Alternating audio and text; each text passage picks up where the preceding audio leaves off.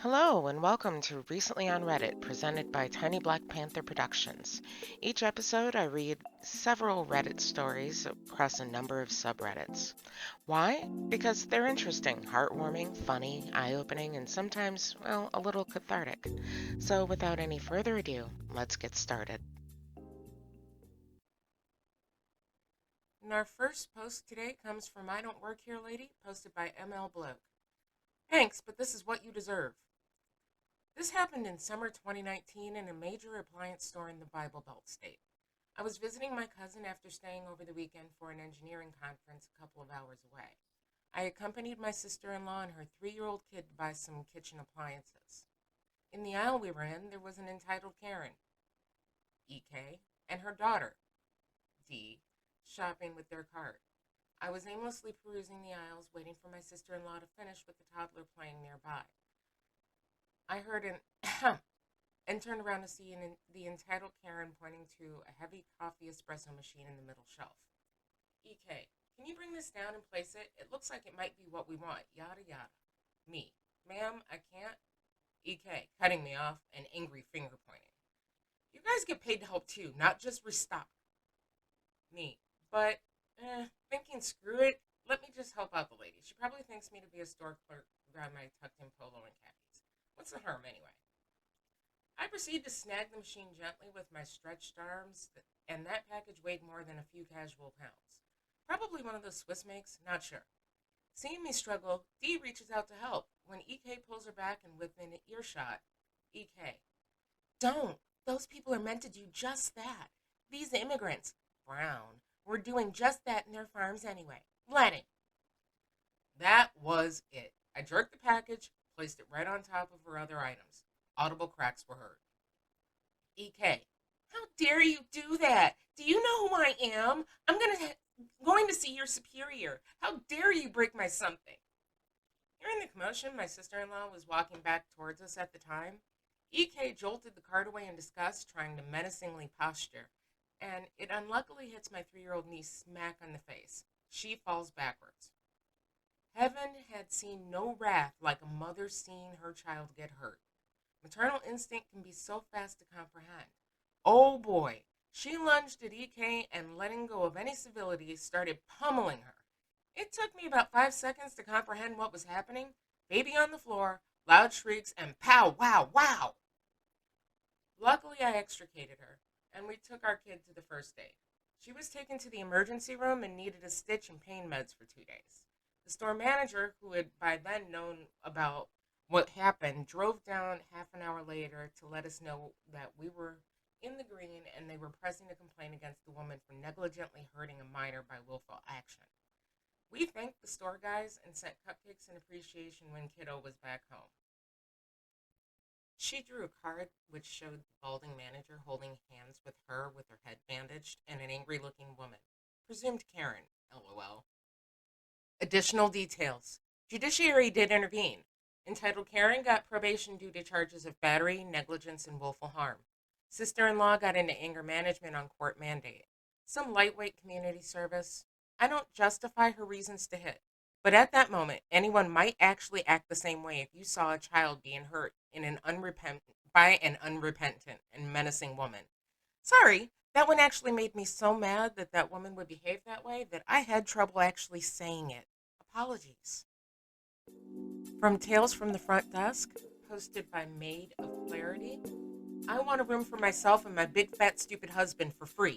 Also, I eat kids. For all the nonsense that happens during my night shifts over the last 3 years, surprisingly, the one that sticks out the most to me is a phone call. Usual disclaimer, any guest or property names mentioned are changed to protect the innocent. So, it's around 2 a.m. or so, and I get a call from someone inquiring about a room. She says she wants to celebrate her wedding anniversary, or honeymoon, I don't remember, by getting the nicest room possible. This caller also makes it a point to refer to her husband as her fat and stupid husband. I don't know why she wants to let me know that her marriage probably sucks, but whatever. So our nicest room, so far as what you can get at a 2-star motel, maybe they can't afford anything nicer, type for a couple wanting to enjoy a 2 or 3 day off, would be our rooms with two beds and a kitchen. But then she says she wants it for free. Obviously, I tell her we can't just give it away for free. Then she starts claiming that I'm discriminating against her for being Asian.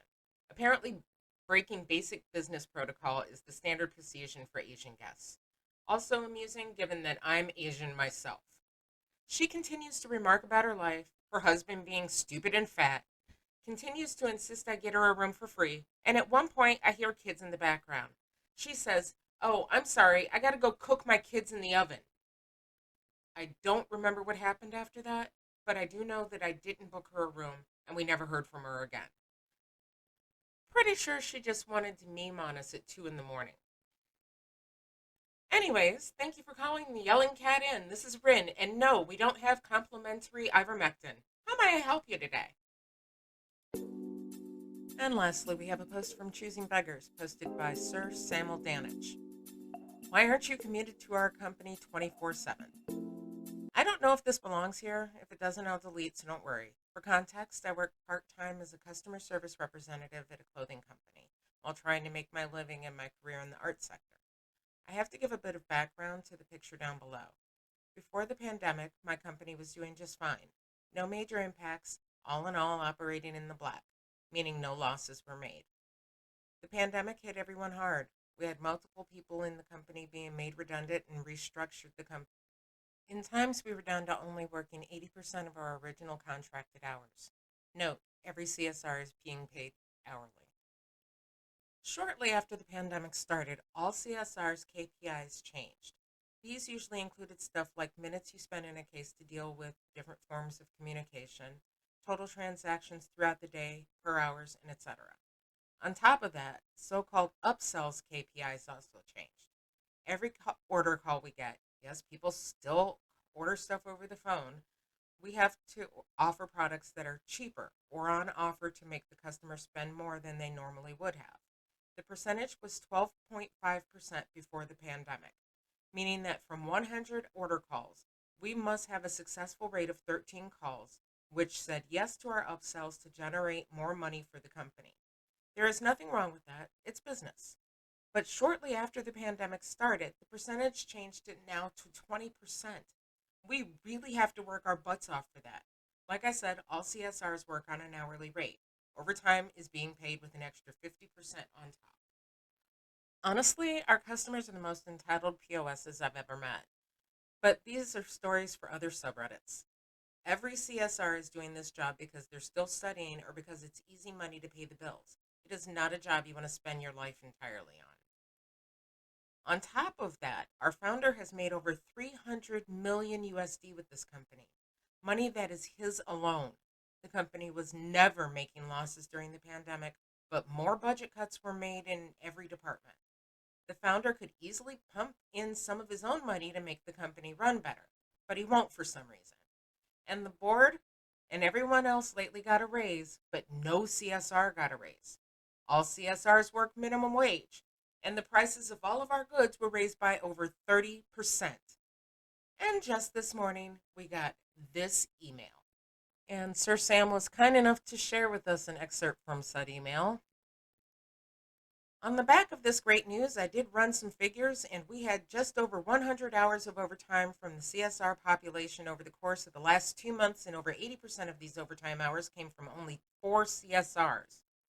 Quite frankly, I find this low number of hours quite shocking, considering the position we find ourselves in as a business and working through these challenging times. I would take this a moment to ask you all to really think hard about where you can provide supplementary hours to your core shifts and support our customers and our company. We are all feeling the pressure and working tremendously hard, granted, but I find it quite hard to believe that over the course of 2 months, the majority of us couldn't even offer a handful of additional hours to support the business and its customers.